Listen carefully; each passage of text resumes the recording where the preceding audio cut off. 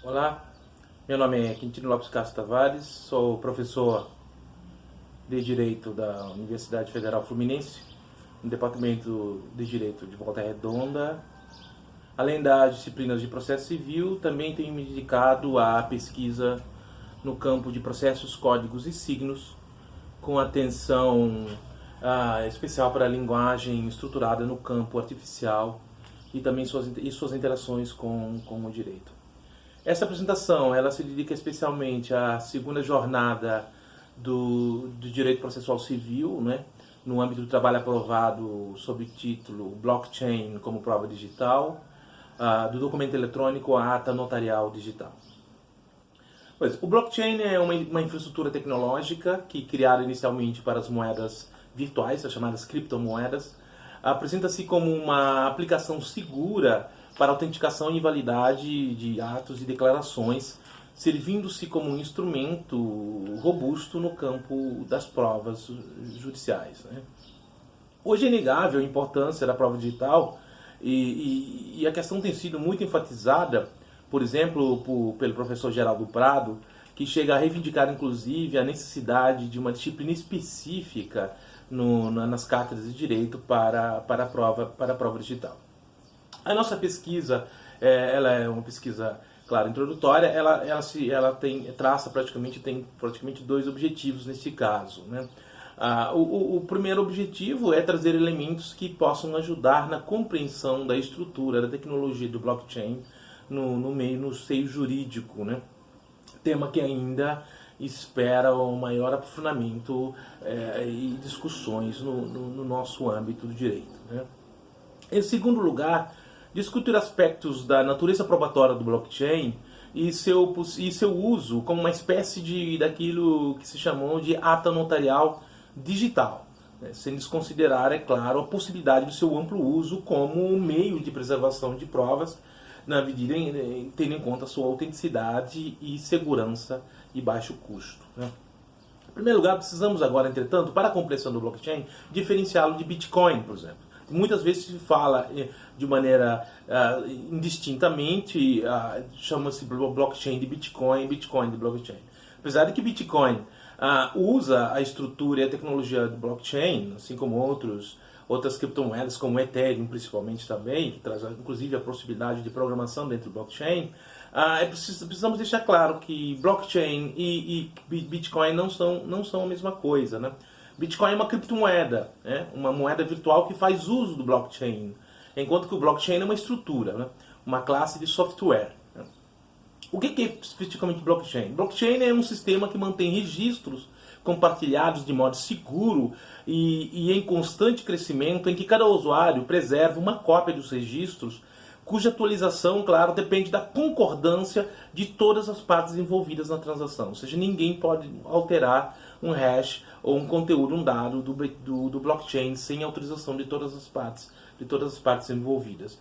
Dito de modo mais técnico, costuma-se definir o blockchain como um livro-razão, né? Um livro-razão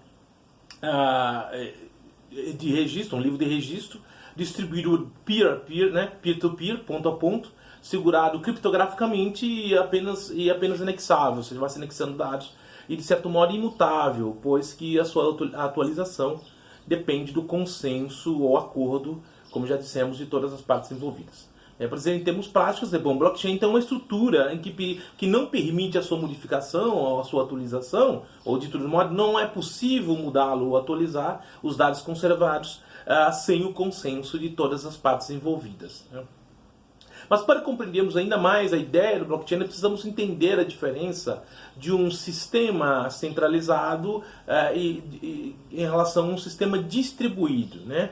Uma arquitetura, um sistema centralizado, difere principalmente de uma arquitetura, um sistema distribuído, porque, principalmente em razão da não necessidade, da inexistência de um centro responsável por gestão, digamos assim, armazenamento de todos os dados. Então, o blockchain é um sistema distribuído, faz parte de uma arquitetura distribuída ou descentralizada, se queremos dizer, né? E ele acaba sendo então esse sistema distribuído peer-to-peer, né? Ponto a ponto, né?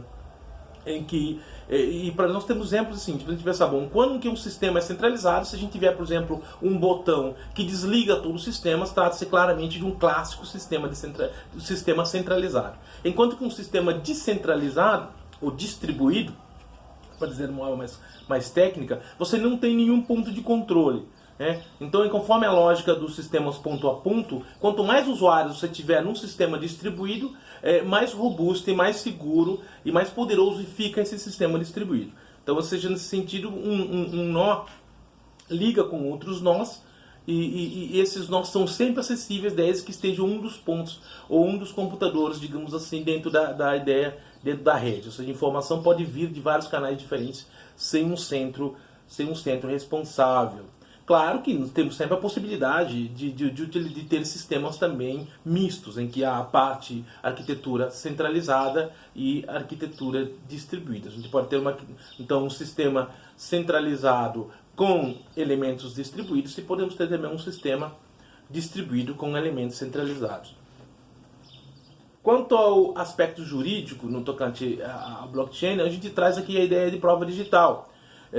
E a prova digital, se a gente quiser falar na ideia de prova digital, documento eletrônico, isso não é novidade no âmbito do processo civil, na medida em que o artigo 369 do CPC, admite ali claramente a possibilidade de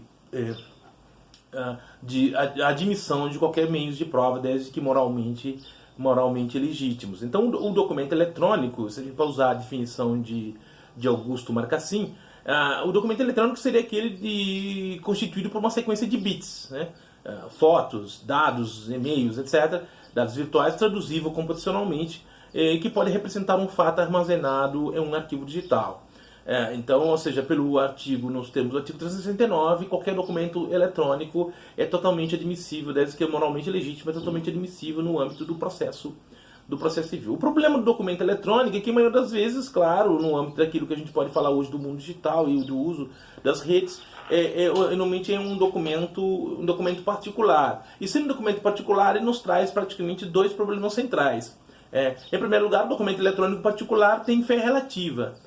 O CPC, nós temos o artigo 428, inciso 1 do CPC, do Código, então dá fé relativa a esse documento particular. Em segundo lugar, o ônus da prova quanto à autenticidade, ou seja, se a autenticidade for contestada, o ônus da prova fica a cargo de quem produziu aquele documento eletrônico, consoante o 429, artigo 429, inciso 2 do próprio Código de Processo Civil.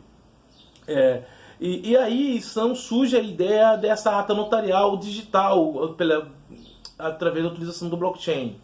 A questão da ata notarial também não é novidade. A ata notarial ela está prevista no artigo 384 do Código do CPC, do Código de Processo Civil, e é aquela possibilidade então de um ato ser registrado, inclusive dados eletrônicos, autenticidade ser registrada por meio do tabelião, que seria dotada de fé pública nos termos do artigo 405 e da lei dos registros notariais.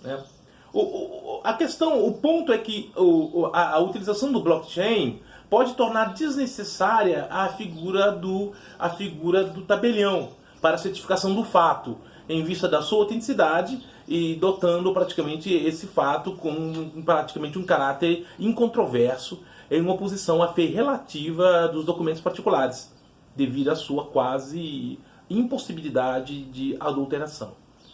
E em sintonia com aquilo que André Vasconcelos Roque já ponderou, a utilização do blockchain para o armazenamento e preservação de provas digitalmente reproduzíveis, não só como nós acrescentamos, possibilita para a sua autenticidade e conservação a não necessidade da figura do tabelião, reduzindo também inclusive o custo e o tempo de sua produção, mas também poderá levar pelo fato de que é praticamente imutável os dados armazenados e a autenticidade desses dados através da tecnologia de blockchain pode levar a uma inversão do ônus probatório, recaindo agora não sobre a parte que produziu o documento armazenado e autenticado via blockchain, o ônus de provar a sua autenticidade, mas sim invertindo a regra o regramento do inciso 2 do artigo 429 e caindo agora sobre a parte que contesta a autenticidade, o ônus da prova contrária.